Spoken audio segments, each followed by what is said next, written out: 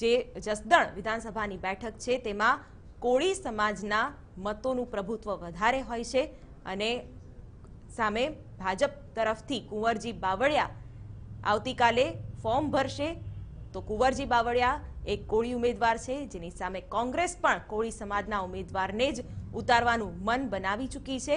કોળી સમાજના નેતા અવચર નાકિયા પ્રબળ દાવેદાર હોવાનું સૂત્રો જણાવી રહ્યા છે ત્યારે 4 નામોની ચર્ચા વચ્ચે આજે ઉમેદવારનું નામ જાહેર થશે।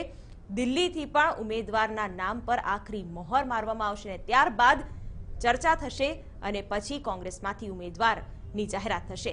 મહત્વનું છે કે ગઈકાલે જ કોંગ્રેસની એક બેઠક મળી હતી તેમાં મહત્વપૂર્ણ ચર્ચા ઉમેદવારના નામને લઈને કરવામાં આવી હતી।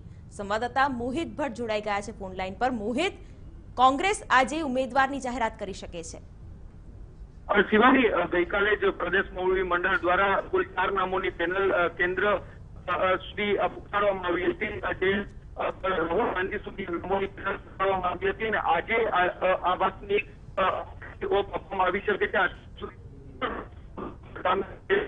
વ્યક્ત કરવામાં આવી છે માહિતી છે કે કોંગ્રેસે કોળી ઉમેદવારને જે મેદાન બનાવી લીધું છે અને કુંવરજી બાવળિયા વર્સિસ અવસર નાયક જે વચ્ચે જંગ ખેલાઈ શકે છે। અવસર નાયક જિલ્લા પંચાયતના સદસ્ય પણ છે, સાથે સાથે બાવળિયા સૌથી નજીકના માનવામાં આવતા, પરંતુ જે કોંગ્રેસ જિલ્લા પંચાયત